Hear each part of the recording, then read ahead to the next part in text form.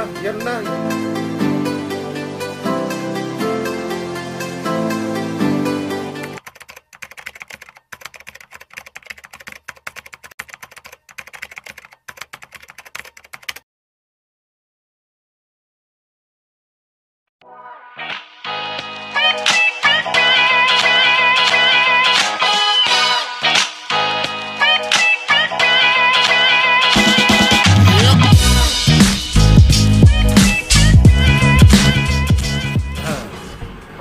Sa mga hindi pa po subscriber dyan na nanonood po palagi, magpapasalamat po ako. Lalo po ako magpapasalamat mga kagamba kung sasubscribe nyo po ako. Pakipindot lang po yung subscribe dyan, tapos yung notification bell para updated kayo sa lahat ng mga upload ko. Ngayon naman, yung mga dati ng subscriber, welcome back to my channel. Yan po mga kagamba.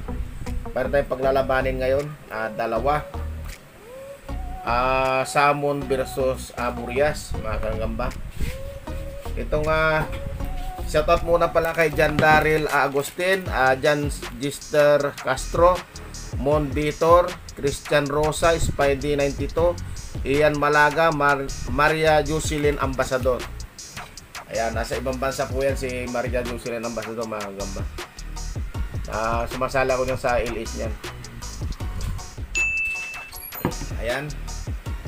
Ito ipapakita ko sa inyo yung paglalabanin natin. Ito mga kagamba yung yung salmon. Ayan. Baby salmon lang yan mga kagamba. Ano lang siya, good size lang. Tapos ito naman yung Burias.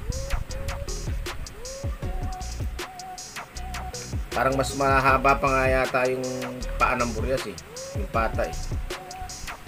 Malagkit pa siya kasi kararating lang itong Burias at saka sariwa pa itong Burias na to. Lagyan natin ito mga kagamba ng isuglod. Ayan. Ayan siya. Ito naman yung salmon. Ayan. Paglalabanin na natin kung Ayan. Gisingin natin ito isa. Ayan. Tingnan natin kung maganda ipapakita ang laban. Uy. Hindi. Ayan. Tingnan natin. Ayan na. Nilapitan na. Ayaw pa maglaban. Tulog pa yung Burias, Ayan.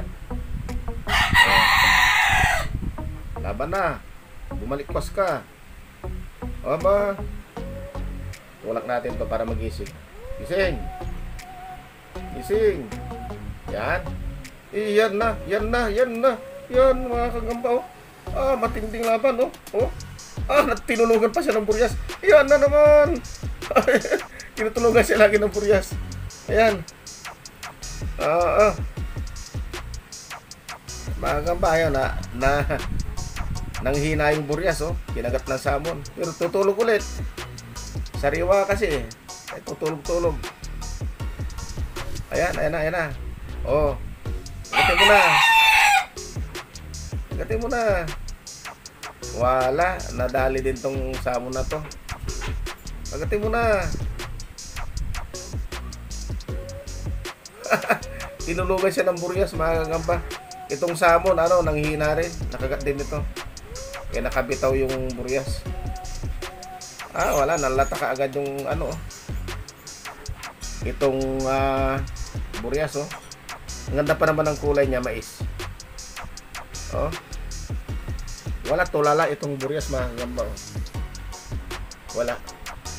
Ay, gising siya. Natutulog pa rin. Ay, gusto sa unahan. Pero wala na, ispalinghado na sa mga kagamba. Ispalinghado na itong Burias. Ang ganda pa naman ng kulay. Kursunada ko yung kulay. Wala na.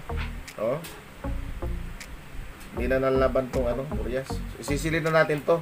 Next fight tayo, mga kagamba. Dalawang Burias, dalawang salmon, mga kagamba. Ayan. Parehas na nilagyan natin na isuglod to.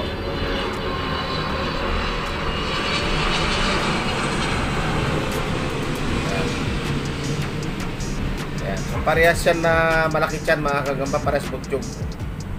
Nako. Parehas butyog yan, mga kagamba. Yan, tingnan natin parehas po yung maglaban. Aba, naglampasan pa. Sige, aba.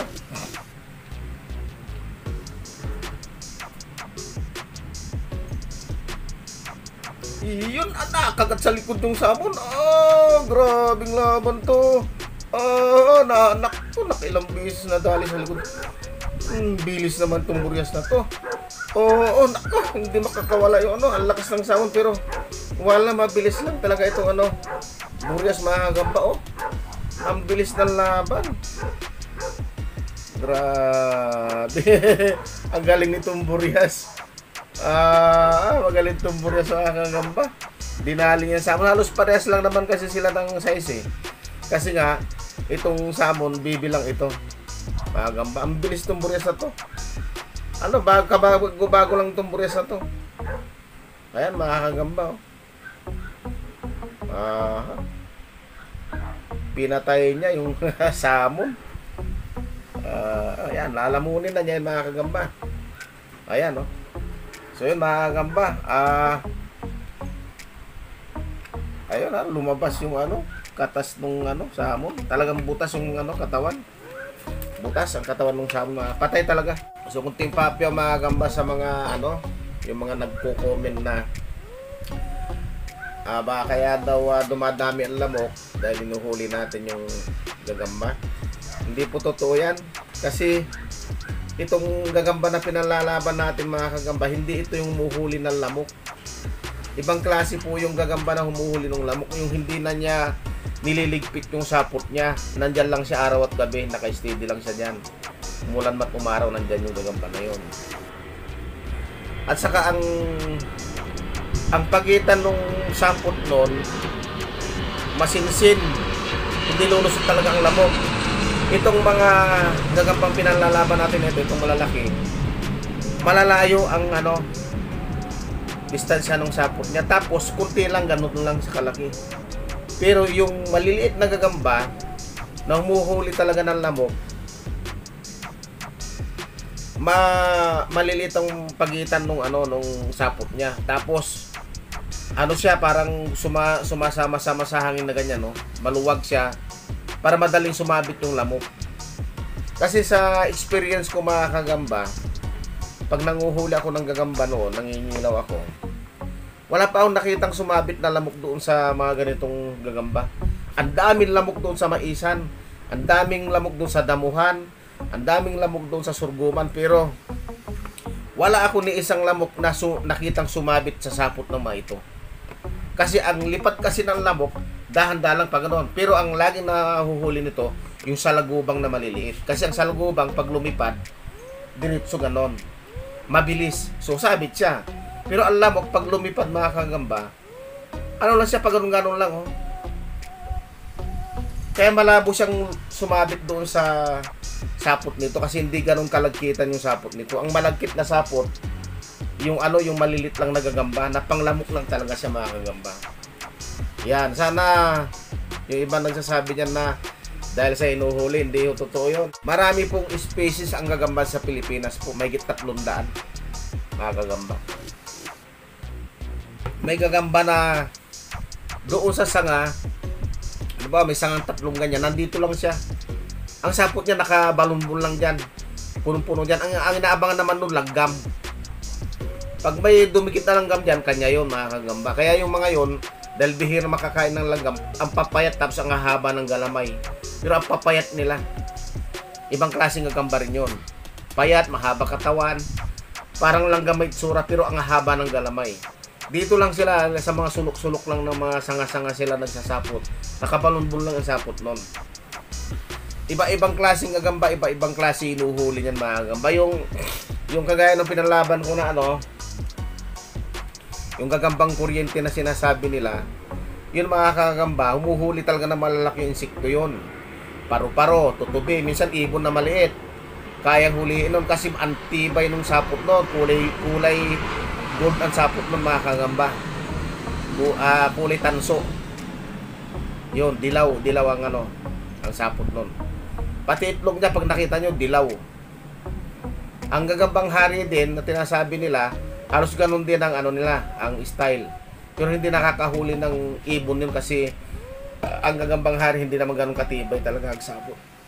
Karamihan na uhuli yan, tutubi, mga iba-ibang insekto. Pero ang lamok hindi rin niya kayang huliin. Iba talaga yung nakakahuli ng lamok, mga kagamba. Masinsin yung sapot nun. Tapos nandyan lang sa likod bahay yun. At saka ang itsura nun, pag makauwi lang kasi ako, ipapakita ko sa inyo kung ano itsura nun. Mahaba ang buntot nung gamba na yun. Mahaba ang puwit na matulis. Maliit lang siya. Parang kuto lang siya.